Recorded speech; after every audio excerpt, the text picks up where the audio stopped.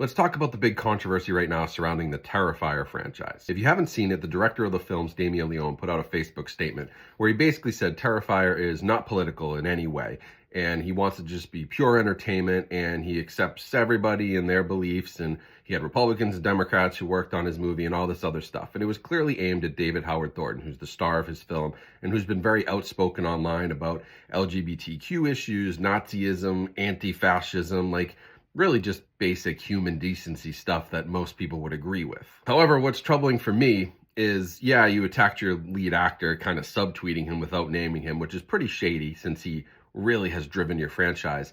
But also, Damien, you clearly don't understand the historical context of horror movies and where your movie fits into all of this. Because if we go back a few years, decades, to the Hays Code in the United States, you literally couldn't make the movie you wanted to make as a filmmaker. People were fighting against censorship boards all the time during this era of the Hays Code and heavy censorship in Hollywood. And then think about the video nasties era in the 70s and the 80s in the UK, but also in some other European countries as well, like Germany, where films, classics like The Texas Chainsaw Massacre, The Evil Dead, Last House on the Left, they were either outright banned or heavily censored. You couldn't get them on home video. People couldn't show them in theaters. I mean, there was this huge moral panic that led to horror movies specifically being targeted. And Silent Night, Deadly Night, one of Terrifier 3's biggest inspirations, was protested, was banned. There were political activist groups out at theaters protesting that film. And if Damien can't understand where his movie, this, anti-MPAA, anti-ratings board,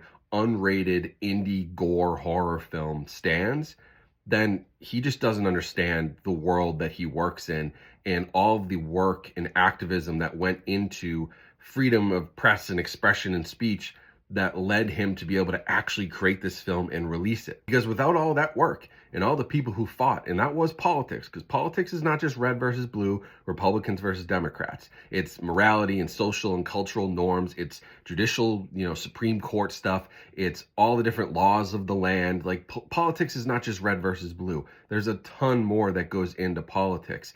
And this moral code and censorship is a huge part of politics. So whether he likes it or not, horror is political, his movie is political, and if there was another moral panic, which we're leaning towards with banned books and all the other BS going on, guess what, Damien?